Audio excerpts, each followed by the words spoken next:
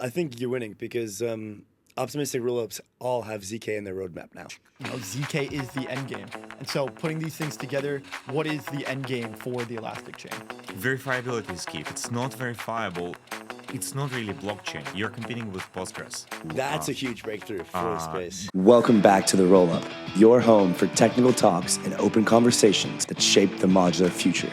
Sit back, relax, and enjoy this episode after a quick word from some of our awesome partners who make this show possible. Safe is moving the world's GDP on-chain. With the introduction of SafeNet, Safe is taking this to the next step very soon. Check out net.safe.global to learn more about how Safe is moving the world's GDP on-chain. Welcome in. The end game is ZK. ZK is the end game. That is our favorite shit posting on Twitter. It's like every single week now, it's just the end game is ZK. ZK is the end game. Just because it's true, you can repeat it over and over. Well, I mean, it's been over a year since the last time we chatted. I think it was even prior to ZK Sync era going live, the actual L2. How have you been, man? What have you been most focused on? It's been an exciting time, and especially now, like the last week has been absolutely incredible. Wait, why is that, sir? Yeah, like everyone is feeling the energy. Is like we're so back, and So back. Beyond that, like everyone is feeling optimistic that we finally will be able to go beyond the. We finally have the macro backwind to actually go after the goals of crypto and make a dent in the world, and this gives everyone a lot of confidence and optimism. Yeah, I mean, it feels like Ethereum's narrative has shifted in like 5 days more than like the last 8 months of like infighting over L2s being parasitic or interop or all these things. It's like, oh, couple green candles and it's like ETH is bullish again, right? So I think to be clear, I think those things are still there, but now they're in the background. And now like there's a lot more optimism and confidence that we can solve those problems and just not a lot of violence towards one another, but more like it's more playful and fun conversations in order to solve those same problems and ultimately get to the end game of ZK that we're all going. But now it's just we're gonna have fun on our way there. We're going for the end game of crypto, which ZK is playing a critical role in. But ultimately, the role of crypto is to bring more freedom, more progress, and more prosperity in the world. And this is what drives me personally, what caused me to go and start the ZK Sync as a project, and this is what our community is really around. So yeah, happy to dive into. Yeah, I mean that was one of the things that like personally inspired me, and also was one of the biggest takeaways from our first conversation. Was I think we probably spent like 20 or 30 minutes just going over like your ethos and roots, which I like to think are like really rooted in the CryptoPunk, but also just like pure freedom, prosperity, and just kind of what those are. So, we have a lot more community now. I think it would be a nice refresher for them to understand your roots and your ethos and why you so strongly believe ZK is a way forward for the space and for the entire world. Sure. So like it starts with the role of crypto and what my personal background is I was born in Ukraine, went through hyperinflation, through the collapse of institutions, and then moved to the West and saw how things can be different, but then also saw how the Western society is kind of like losing track and compass over time. Because you see you understand very viscerally going through this experience that the rules of the game we're playing as a society are going to determine the outcomes. You look at West Germany, East Germany, North Korea, South Korea, and it's like day and night, literally, right? If you look from a satellite in the night.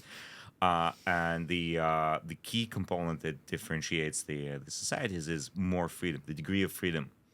Are you allowed to innovate? Are you allowed to be an entrepreneur and solve problems, or are you going to be stuck in swamps of bureaucracy and power struggles, and like you cannot really change anything because the groups of interest have their firm hands on control of things, and markets are the best mechanism we have as humanity to coordinate and to run this never-ending experiment. Or like thousands of experiments of like what really works. It's a knowledge building exercise. What do people need? What's the best way to solve it? And who has the best abilities and best way to organize other people to rally around those goals and deliver this value. And crypto is a very potent technological tool we have to promote free markets, to enable freedom, to lower the barriers of entry for newcomers, and to just like give people more power to participate in markets and to bring like to coordinate better with each other. You know, like erasing borders, erasing stupid regulations which were historical outdates for a long time, and just like jumping straight into this global free economy of the internet, because the crypto is itself basically the continuation of the evolution of the internet.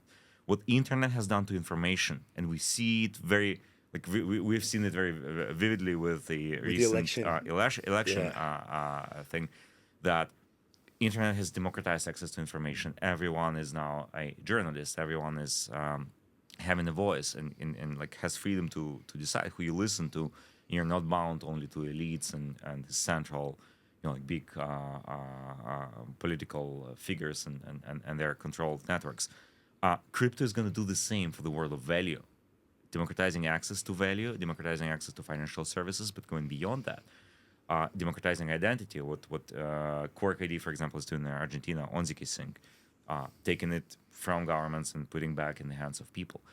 And so the like what like if you look at it, like what crypto is fundamentally doing is it's automation of trust. Over millennia, we came from the society of hunters and gatherers, where like you have to know people. You have your Dunbar's number of the people you can physically, personally know, and you have to trust them, and you coordinate this trust on a very small tribal scale, to like civilization level coordination, which was bound on trust, and the providers of trust were institutions and organizations, religion, power structures, commercial authorities. You know, like we have now banks, governments, churches, all of that. Now, the trust is it has a cost, and like we've seen that like it's quite expensive, because if you make a mistake, trust the wrong organization or authority or whatever, they can abuse their power and take it in the very wrong direction. Like we've seen it very, very strongly in the like, especially in the recent month. What crypto is doing is it's automating trust. Like if you like instead of trusting some, you know, like some brand of trust, you replace it with math. Just like you can replace now the post service, which is a trust establishing function, with electronic email with end-to-end encryption, where you can know for sure, for a fact, that you are communicating with the person you want to talk to, because they have a device on them with cryptographic keys securing this end-to-end communication. Right?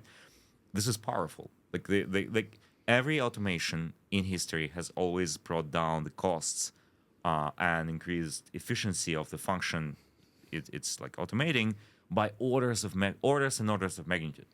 And we see this with trust. And so now we have some of these functions, and there is an estimate that 35% of all jobs in the United States are in trust establishing functions, from sales, but also down to notaries and lawyers and like a lot of various things. And you take and like what is money if not the trust establishing function in the economy, right?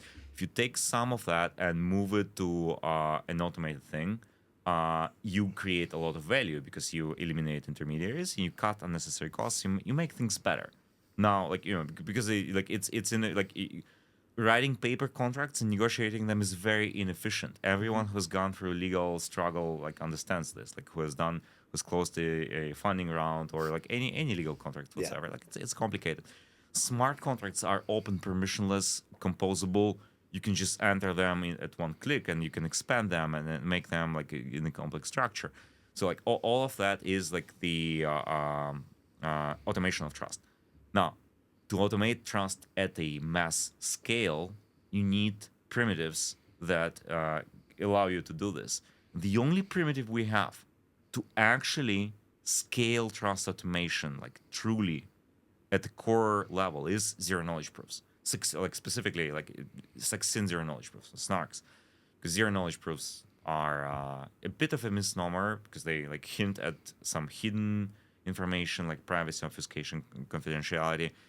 We're using the computational compression, this like tools for computational integrity, which allow us to verify like insanely large functions in under 1 second on any mobile phone. Right? Which is essentially what the email did to the post office. Correct. Correct. Like now you have it on like you have a post office in your pocket. Yeah. So zero knowledge proofs are enabling what the TLS HTTPS has enabled for the internet. This end-to-end protection of trust, not applied to only communication as TLS and SSL and HTTPS, but now in relation to computation and by proxy to the exchange of value and coordination of value. Because blockchains are essentially building this like global world computer. Ethereum started its thesis as a world computer for a reason, because it's this global computable state with crypto native assets, with assets that are reflections of real world assets, like stable coins or RWA and so on. And it's very, very important to protect this hardness, this reliability on the commitments that people are making on these networks, the promises they make, and the commitment to them. And you can do it with math, but at scale, you can do it only with scale. It's frankly a better system, point blank. I mean, in all respects, yeah, absolutely. I mean, you have the current system that, like you said, takes 35% of all the jobs in the U.S. and to work on trust.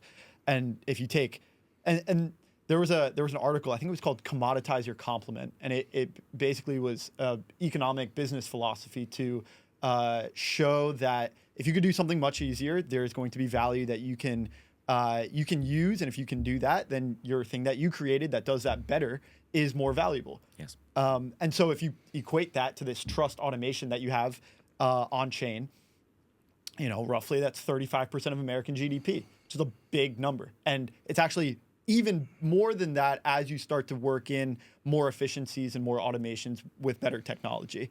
And it's more trust. It's actually more trust minimizing because it's verifiable through Correct. this math. Verifiability is key. If it's not verifiable, it's not really a blockchain. You're competing with Postgres. Like go and take a database and put it on the cloud.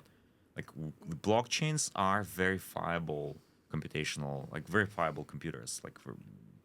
Well, I think you're winning because optimistic rollups all have ZK in their roadmap now. 2 years ago, they wouldn't admit it. They do, although the designs that we see they currently pursuing, the leading optimistic rollup networks, are not very ZK friendly, and I'm honestly surprised why they went down this route. But they're kind of creating themselves a bit of a hurdle to adoption instead of kind of converging faster. But we will do the job from our side. We will just go straight there. Advanced ZK very Well, fast. we have a panel with Ed Felton tomorrow, so I'll make it spicy. Let's talk about how you apply this kind of broader philosophy to your work today. So we started with ZK Sync Era, and Light was the initial implementation, and now we're kind of, your guys, the entire ZK Sync team and yourself are building out these ZK stack chains and really trying to build this interoperability layer on top of it, the elastic chain. I would love to understand kind of the story of this implementation over time and kind of really what the elastic chain story is from your perspective as to why you're kind of dedicating your next few years of your life's work to this specific problem. That's a great question. Going back to what I said, the blockchains are a continuation of the internet.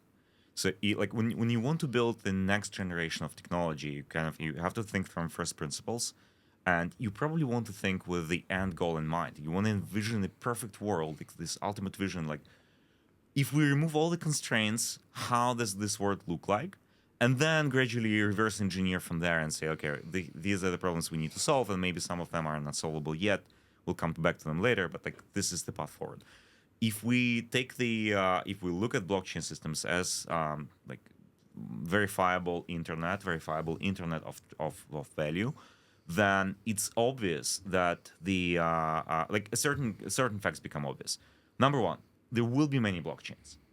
It's you cannot solve all of the you cannot put all of the world's value on a single blockchain, just like you don't put all of the world's data on a single server or even on a single data center for various reasons. For like, there are inherent technological reasons why you cannot do, all the millions of transactions per second that the world generates, touching some, like in one way or another, some value.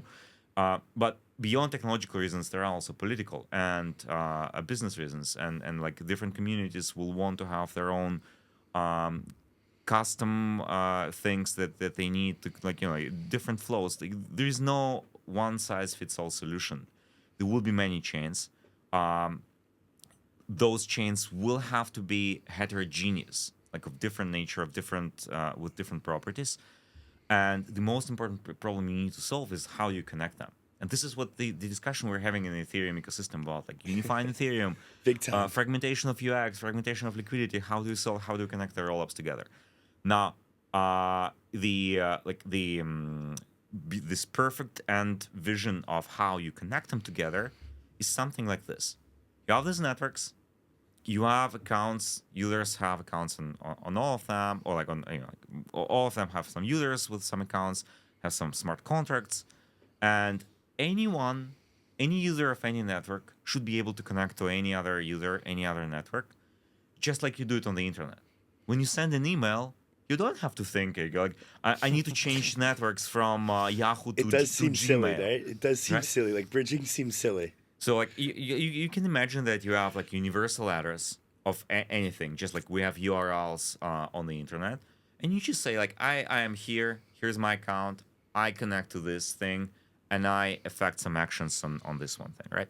This is the ideal world. And then in this world, like all the domains, the individual services will be controlled by different people, like just like or communities or organizations.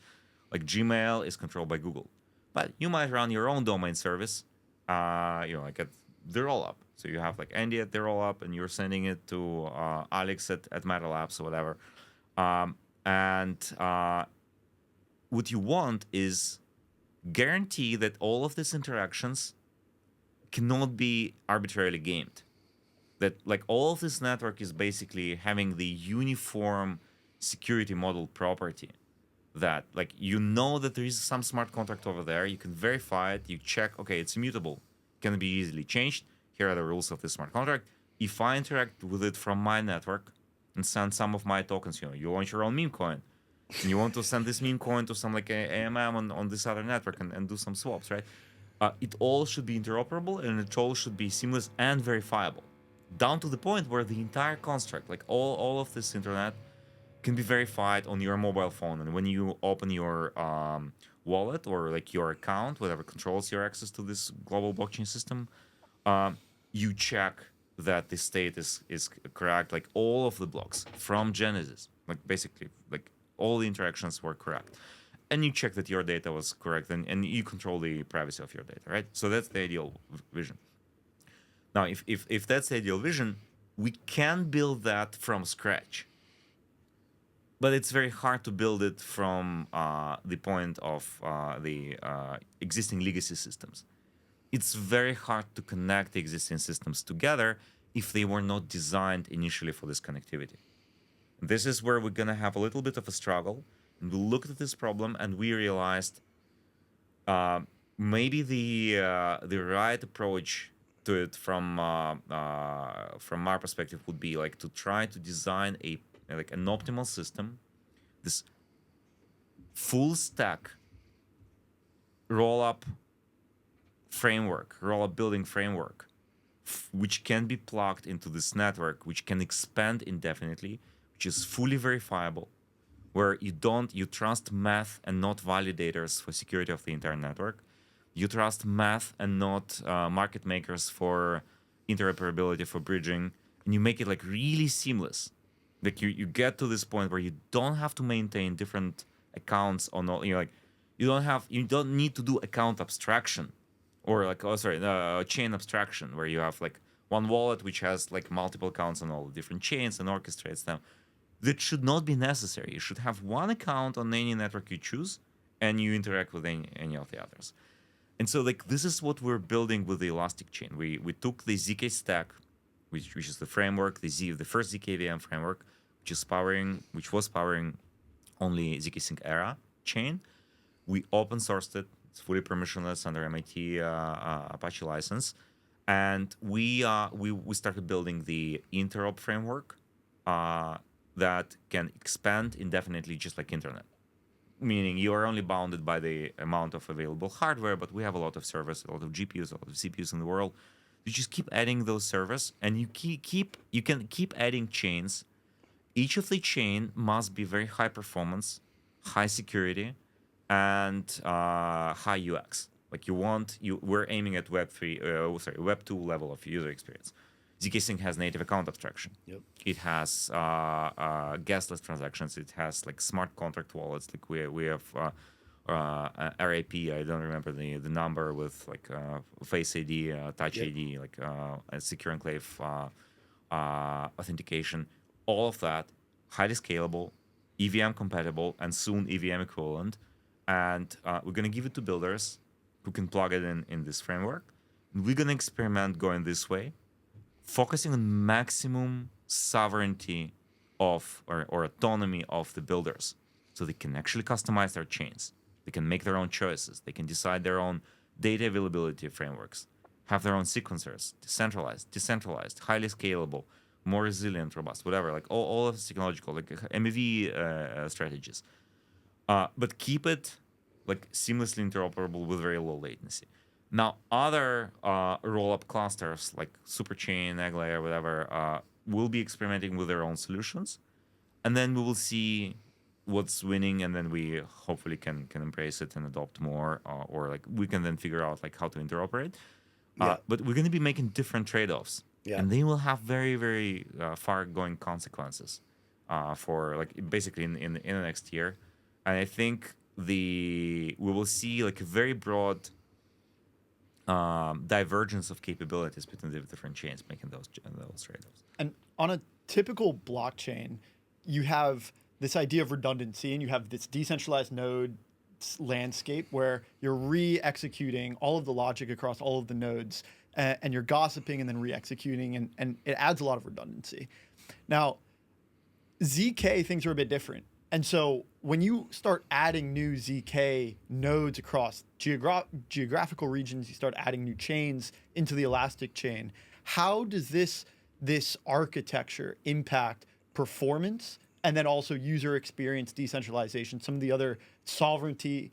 How does a ZK architecture impact some of these parameters? Redstone modular oracles are available on 50 plus chains, trusted by over 100 clients, and over 6 billion in total value secured. Visit redstone.finance to find out more. Welcome aboard on our journey into the singularity. This is the Endgame roadmap for Frax and Fraxtal, the new L2 out of the Frax ecosystem that is totally based on fractal scaling. Fraxtal is a modular L2 blockchain built by Frax with modular and fractal scaling in mind. Fractal scaling is based on the Mandelbrot set of fractal images, and it explains how L2s become L3s, and the entire app chain lifecycle goes through its evolution. The Frax ecosystem is made of some of the top builders in the space, and has stemmed from its OG days of the Frax stablecoin. It is now in the LST space, the LRT space, and this Fraxtal L2 joins the existing suite of Frax products, including Frax Swap and Frax Lend. You can see Frax Ferry, the bridge to go from any chain, Arbitrum, Optimism, or mainnet into the Fraxtal mainnet. Bridge your tokens and bring your Frax assets into the Fraxtal ecosystem. Join today to get the best out of Fraxtal. You are still early. Join today. Take part in our expedition into the singularity. So let's consider them one by one. Let's start with performance. ZK, or like basically, let's start with capacity. What I'm describing has perfect infinite capacity on the number of verifiable chains and verifiable transactions that you can incorporate. Each of the individual chains will have some capacity limit. bottlenecked by its data availability choice, by its execution capacity. Like, is it a centralized sequential sequencer? Is it a parallelized sequencer, or is it a decentralized sequencer with like multiple validators? But together, cumulatively, the total capacity of this network is infinitely extendable, because the proof composition, recursive proof composition, is like you can just like build higher and higher Merkle like not Merkle tree, like a composition tree, verify them recursively, and get to the single proof, which you then put on Ethereum as the ultimate settlement layer. So the capacity is infinite, throughput is infinite, latency is constant, because you like all of these chains do their zk proof generation in parallel.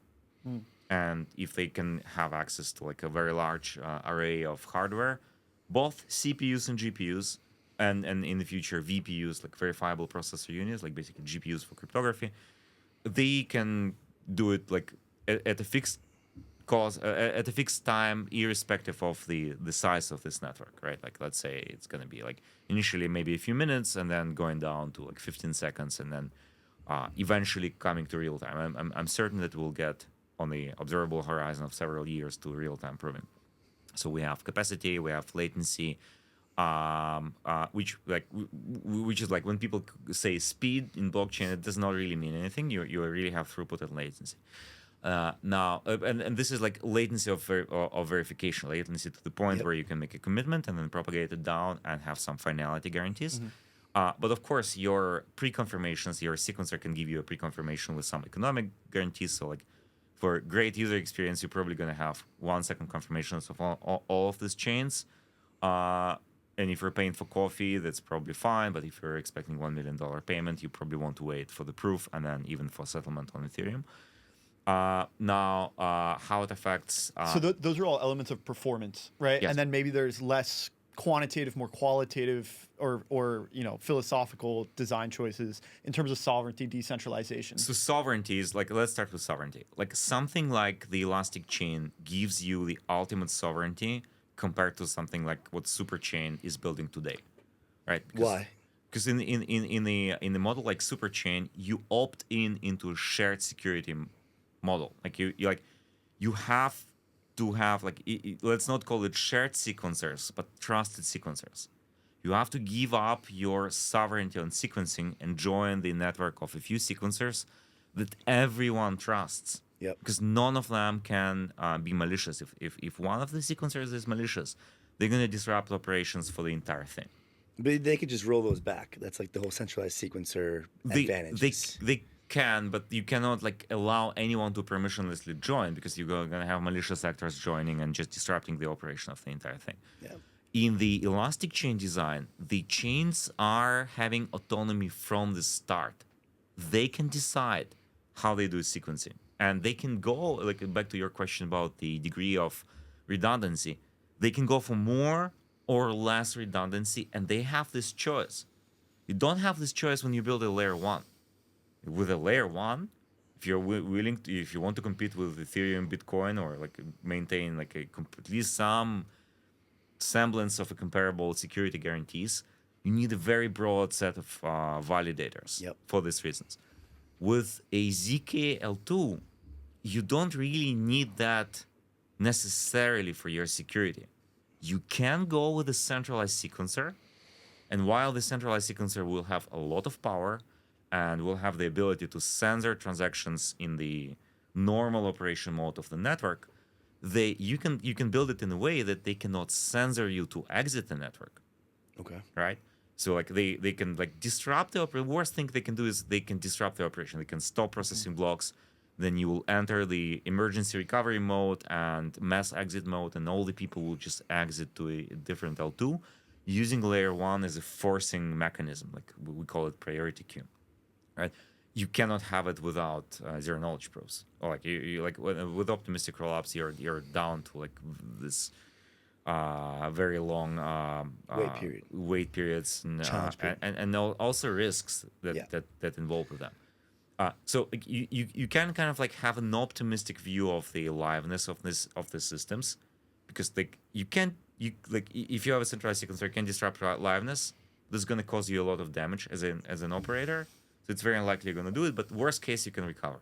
With optimistic rollups, the worst case is like you're going to lose everything. So it's a very different worst case. And then the economic side, to join the superchain in this example, because I'd like to kind of get on to the point of how you're viewing the competitive and also collaborative nature as well. There's an economic commitment that you have to make of sequencer revenue to the superchain. If you hit a certain amount, then there's a certain threshold that you hit, like 15% or something, and then if not, there's a separate kind of revenue category that you have to give based on gas fees. What is the economic commitment that builders have to make to join the Elastic chain? Is there any? This is up to the ZK Nation, the ZK Sync decentralized governance now to decide. Like they can make a proposal.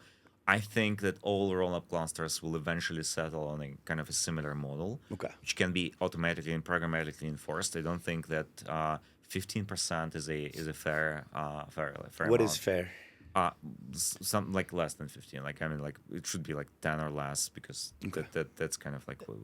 And maybe there's dynamic properties that we can like you said, programmability, like into these things where if you're producing more for the Elastic chain or for the super chain, you can have these different programmatic types of properties where you're bringing more to the table. Like maybe you have to give up a little bit less, and you can kind of have these different properties where you balance based on it out. like what the network effects that you bring to the table Exactly. are. Right? Yeah, I agree, and it goes beyond that because we're not just building technologies; we're building networks which are governed with we're building communities with tokenized like big tokenized treasuries that can and should be used for ecosystem development for the things. So like there must be a process where like there is some redistribution, like you're paying some fees to the network, but you're getting a lot more from more than just technology, more than just paybacks, and like maybe redistribution is a wrong way to look at it. Like more like growing the pie for everyone. Right.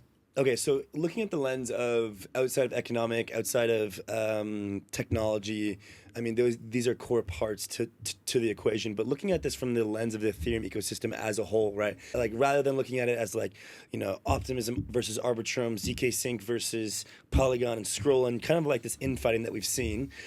Part of my thesis is like we get this like account abstracted, chain abstracted, shared sequencer. We get these rollup clusters really working. User A comes on, whether it's to abstract chain or to TreasureDAO or to ZK Sync Era or to OP mainnet or Base, it's still a win for Ethereum. And that user can then eventually be able to, theoretically bridge or just move assets, as you said, into the Elastic chain and participate in that ecosystem as well. And so I think we're getting there, but like right now we're still in this, like we have these like fiefdoms of rollup clusters. We've got like the Superchain, as you said, AggLayer, Elastic chain. So like how should we as a community be thinking about the relationship between these rollup clusters with regards of like competition as well as collaboration to kind of grow this broader Ethereum pie and get to this world where like truly one new user into Base is a win for ZK Sync? Like how do we get to that world, and like what's the way that we should be thinking about it now as well? Some healthy competition is always good for ecosystems. We want to have competition of ideas. We want to have competition of technologies. We want to be able to argue and not just be like, oh, let's all like just agree on everything, and like we're like, what's the point of civilization? So that's a good part. I think the this like heavy PvP dynamics we've seen in the recent month was caused by this bearish market sentiment and like a very small number of users that everyone is kind of trying to compete in a zero-sum game environment. The real mind shift of the proper way to cooperate on this would be to go from here in all the different directions outside of this small group of crypto native users that we currently have, and ask ourselves how we can bring more users to Ethereum, more users to crypto from outside, like tap into the communities and Web2 use cases, like Web2 user bases that have not yet been explored. And by doing this, we should be thinking blue ocean for everyone. Like it doesn't make sense to go for the exact same market. Like all of the rollups just go like for like one simple thing. You want to explore different things. So like what we're doing with the Elastic chain is exactly that. Like we're going into different parts of the world We were cooperating with the Cork ID project and the government of Buenos Aires to bring on the citizens of Buenos Aires and now Argentina and like larger LATAM on crypto with verifiable credentials and expand from there to actually onboard them and convert them into like real crypto users. We're going into Southeast Asia and exploring the use cases here. We're going into the Web2 enterprise world. We're talking to banks and institutions, traditional financial institutions, fintech institutions, grabbing, like offering them these solutions. And like the epoch, the political environment that we will have now for the next couple of years now with the new administration in the US, with the like really pro crypto Senate and House. It's and amazing. US is the leading country in the world and like the driver of the world progress is incredible. Like we have a golden window of opportunity that we should absolutely all explore and look at how we're gonna grow this pie. Like we all gonna make it if we have this abundance mindset. The golden bull. We're all gonna make it. We're all gonna make it. No, but I actually think that what like ZK Stack and Elastic Chain is doing in particular for this is important, and this has been like what I've been saying with quite a bit recently is like teams have got to go out there and get distribution.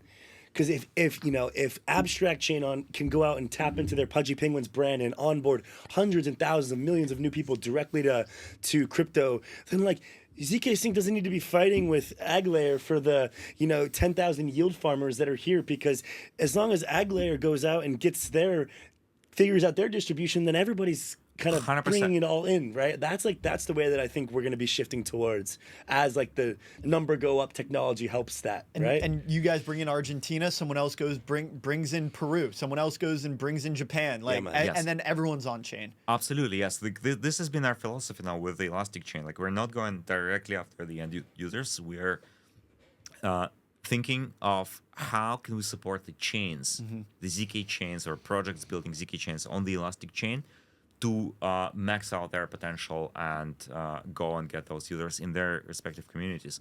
What we have now is like Abstract is going after consumer crypto, and with the Pudgy brand, they know how to convert the normal mainstream audience and bring them on chain. Lance is going after the social and creators and the like whole art community. We have TreasureDAO and Exola going after the gaming communities and bringing making in gaming communities like one which is relatively hard, has been relatively skeptical for crypto. When you mention crypto in the gaming world, they're kind of skeptical. So like Exola is basically this tribe of gaming. They are powering, I think, like I don't want to name numbers now to be incorrect, but like some insane percentage of the in-gaming on-ramps, they have a lot of trust in that community. They're going to bring it on chain, and Treasure has a lot of trust with crypto native game builders, and they're going to build their own communities over there. We have real world infrastructure, like Nodal Network is doing the verifiable media now there, like which you can check with, you can create zero knowledge proof that this was actually created in a particular place in a particular time and with on-chain timestamp. We have communities who know their users, like crypto native users, and kind of know how to go from there with like Zero.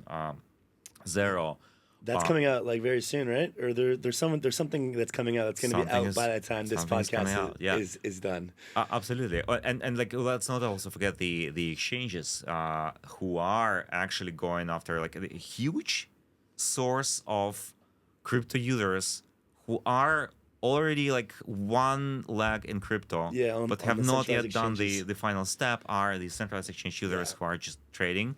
And we can convert them into... That's a huge breakthrough for the space. Going like full on chain. And this is what we see with Kronos, for example, and their cooperation with Crypto.com, like the second largest exchange in the world. 100 million users. They are now like going... I think like I just saw that Kronos is one of the top gainers in last week. I saw your quote tweet of that, and it was like a price that I was like, we're definitely in a bull market. Alex's quote tweeting like just pumps. I love it. Like, but like it just shows the interest. It's like it's not to like I mean, Look, crypto has a large degree of speculation. Of And it's an course. important part of it, but it kind of reflects the sentiment of The of interest. people. Correct. Price go up has always been the best marketing. Absolutely. I mean, that's why Ethereum's entire narrative has shifted, right? Literally the last week, it's nuts.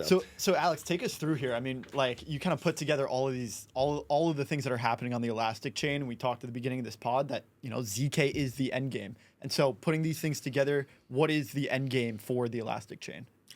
The end game is this like ever growing number of communities who are building ZK chains into this like internet of value on Ethereum, interconnected, where all users that on board on any of these communities can interact with everything else, and this creates this massive synergy effect where the community of builders that support each other and care for each other's success to grow the pie for all and grow the pie for Ethereum in the first place, because ultimately the ticker is ETH, and the ETH is our money on the system and the largest store of value in Ethereum's security, like crypto economic security zone, and is going to remain number one asset because it's native to the systems, and go from there and onboard the world. Like, can actually go like, but like yeah.